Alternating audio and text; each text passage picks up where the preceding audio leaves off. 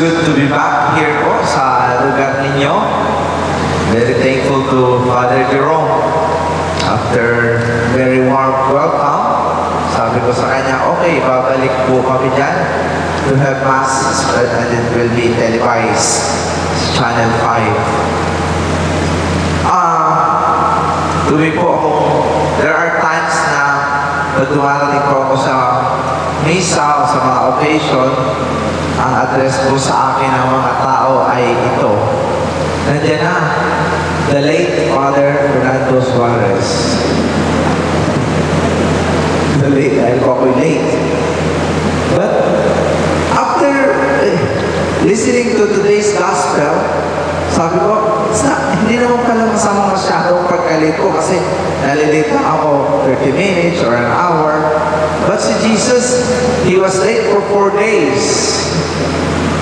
Kaya parang mataranta si Martha. Martha said, kung nandito ka lang sana, hindi namatay ang kapatid ko. He's already dead for 4 days.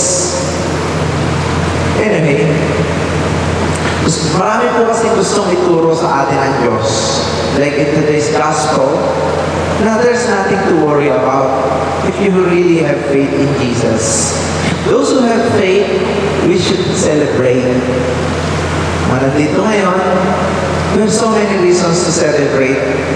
And the first thing we need to celebrate is our gift of faith. Not too long ago, there was this boy. It was brought to me by the parents. Yung pong batang ito, may bukol sa mata. I was so touched by it kasi when they brought me the boy, halos buong pamilya nandun. The whole family, the grandparents, the cousins. Siguro dahil ang bata napaka-cute, is around 1 year old. But they had a tumor in his eyes. Napakalaking tumor. Tapos, he's due for operation. Pero sabi nila, ang sabi ng doktor, pagka inoperahan niya, he will be blind for life. But cancerous, so they were in dilemma. Are they going for surgery so that, and then he will be blind for life, or are they will go to let it, whatever, and yung kabila naman ang maapektuhan. So what they did, sige na nga, let us pray. Dinala po sa akin yung bata. Malaki-malaki, hindi na nakabukas yung mata. They prayed over it. After a week, they came. Normal na ang mata ng bata, wala na yung bukol. A month after that, they came back to me again. Not only that the bukol was gone, they showed me yung resulta. Pinakita ulit ng doktor, no trace of cancer. Yan. Ang sabi ko sa sarili ko, because of the faith of the parents, the child was spared for blindness for life. Napakarami inililigtas ng pananampalataya. Our faith will save us. You know, in today's gospel as well, and this is also my experience. It talks all about death, grave. Pagkamatay ni Lazarus, Prophet Ezekiel talks about the grave and the resurrection. Sabi ko nga, wala pa akong na-meet na taong normal na gustong mamatay. Lahat pong nagpapapray over sa akin, gustong mabuhay. Kahit hirap na. Like, they want to live. What is in this life that we want to live? Inisipan natin yun. Ano ba mayroon ang buhay na gusto nating tungtungan? Jesus, in today's second reading, it will help us. Because life is so beautiful, and it can only be beautiful if it is with the Lord. Gaganda po ang buhay, at napakasarap mabuhay kung tayo ay nasa Panginoon. Kung tayo may pananampalataya, malakas ang ating pananampalataya, we want to live longer. Wala pong masama sa ating hinihingi na dugtungan ng buhay. Like what to Lazarus. Humingi si Martha and Mary, pwede ba dugtungan mo ang buhay? Yung una, pwede ba gumaling? There's nothing wrong with that. We have an access to God. We can ask God what we want. But God is asking us something. If you get healed, pag dinugtungan ko ang buhay mo, ano ang gagawin mo dito? What are you going to do to the extended life? You know, I believe this ministry, the healing ministry, is happening precisely because not for all of you to be physically healed. But God is healing you primarily because God wants you to be saved. This ministry is for our salvation. And I will be the first one who will ask God, can you please take away this gift if this does not lead to salvation? Kung ang ministry ko kung ito hindi makakapagligtas sa tao, mabuti pa, huwag na lang akong gamitin ng Diyos. But I do believe that this ministry will lead to salvation. And how can this lead to salvation? If I'm able to preach the Word of God and you're able to hear it. As what I said earlier in my introduction, during the Eucharistic celebration, what the celebration is offering is magkakaroon tayo ng maluwag na dibdib. Yung mabigat na ating nararamdaman, mawawala. Yung ating galit, we will receive forgiveness. We will receive grace to forgive. We will be transformed. We will experience the joy of being with the Lord. We will experience the peace that we need in our life. And this God can give it to us. Ibibigay po ito sa atin ng Diyos. Why? Because He is God. Kung naibigay ng Diyos kay Lazarus na siya ay buhayin after 4 days, how much more the joy that we are asking from Him? How much more the healing of your cancer? How much more the healing of your cataract? How much more the healing of your thyroid? How much more the healing of your high cholesterol?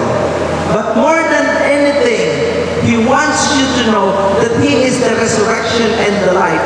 For those who are asking for healing, for those who are asking for the extension of your life, what God is going to give you is not only an extension of your life or your physical healing. What God is going to give you is the more quality life. The life that is full of joy. But we can only have this full of joy if we live in the Spirit. We can only appreciate God if we are living in the Spirit. Ano ba? How to live in the Spirit, brothers, sisters, and brothers? To live in the Spirit is to understand the mystery of God's love, to understand the mystery of God's mercy, to understand the mystery of God's forgiveness.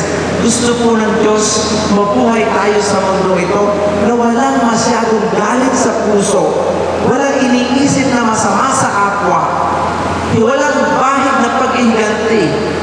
Naaawa na sa atin ng Diyos. God felt so bad already kasi ginawa niyang lahat when He was alive. He kept teaching us how to live life to the full, how to be full of joy and full in spirit, and yet we are not doing it. We are not learning our lesson. We are not listening for what God is telling us. That's why there is this misery. That's why there is this chaos. That's why there is this dysfunctions. And pain. We are wounded. But today, may pinapatanong ang Diyos. Gusto mong gumaling, kaya ka nandito. Gusto mong lumakas ang katawan, kaya ka nandito. Gusto mong humaba ang buhay, kaya ka nandito. Iisa lang ang sikreto. Mahalin mo ang Diyos ng buong mong puso, ng buong mong lakas, at ng buong mong pagkatao. Mahalin mo ang iyong sarili.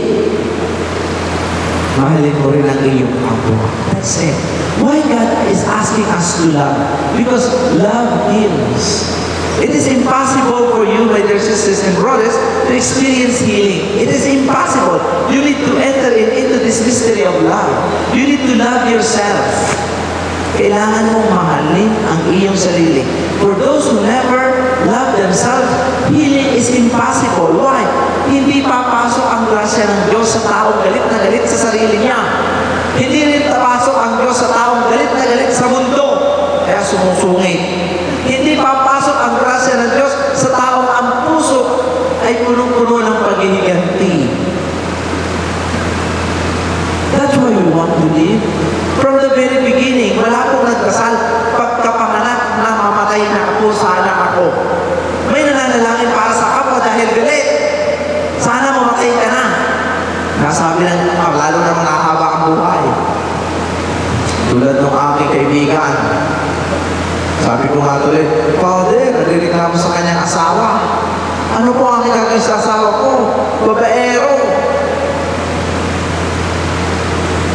Sabi ko, tinagtanong ko, kay Lord, ano bang i-advise ko dito? Kung nakita ko babae, sinabi ko sa kanya, ganito ang iyong sabihin, Lord, kunin mo na ang asawa ko. Sabi sa akin, Father, hindi ko kaya gawin, mahal na mahal ko ang asawa ko. Sabi ko, huwag kang mag-alala, pag kinuhaya ni Lord, ibabalik uli. Nagtaka siya, no? Bakit ibabalik ni Lord ang kanyang asawa? Like what happened to Lazarus? What I'm saying, na sana kunin na sa ni Lord, sana magkaroon ng personal encounter ang tao ito sa Diyos. Kapag po kasi ang tao, narinig ang Diyos, imposible siyang hindi magbabago. When I was growing up, ako po ay na-disillusion din sa church. Na-disillusion po, hindi ako nagsimba. You know why? Kasi po, yung po mga mana namin sa simbahan, napakatapang. So, ang tawag ko sa kanila, hindi mana, kung hindi mga mana ng dal. Kasi for me, kasi I was a kid, they are like monsters. Ang tatapang nila, lagi may hawak ng rosaryo, pero lagi namang nakasigaw. So, tapos parang yung unahan ng simbahan, bawal umupo, sila lang.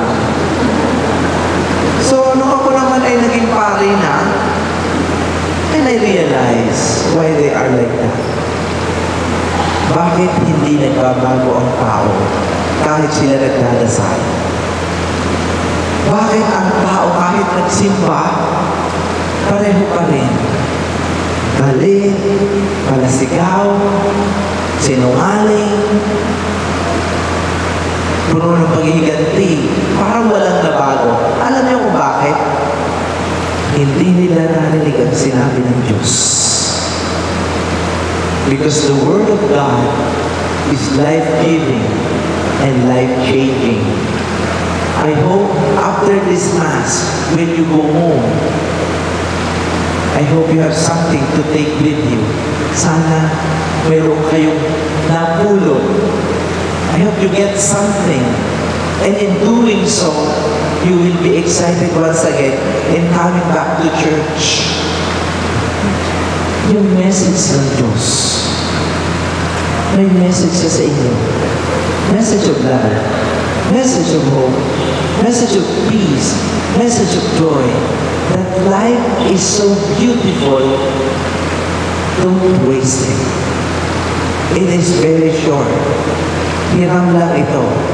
And yet many of us were wasting it primarily because all our energies, all our efforts, sinasayang natin sa mga walang kwentang bagay. Ano ba ang mga bagay na walang kwenta? Everything na wala ang Diyos, walang kwenta yan. At hindi yan magtatagal. Amen. Now we're going to be having a general healing prayer. Lalo-lalo na doon sa mga nanonood sa kanilang mga television. So at this moment, we're going to pray. Marami po ang nakaka-testimony ng healing even praying with us sa television. So it's by the grace and by the power of God. So at this moment, I want you to put your right hand sa parte ng inyong katawan na may sakit. Merciful and loving God, once again, we call us to be here and join you in the Eucharistic celebration. Please touch and heal each and every one.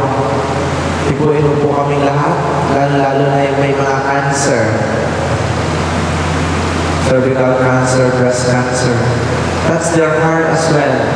Those who have heart ailments, loving God, touch them. Remove the black arteries in their hearts. Touch their head, yung mga masakit ang ulo.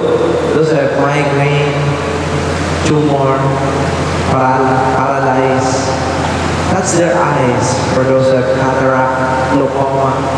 Touch their ears for those who cannot hear well, may tinnitus, vertigo.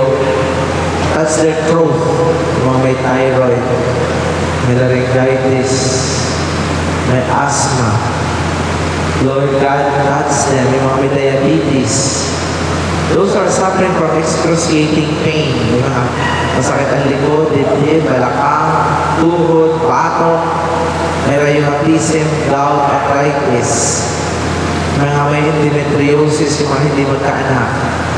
Yung mga may cyst sa dibdib, Lord, heal them. Yung mga may asthma, leukemia, high blood pressure, Lord, right now, heal them from head to toe.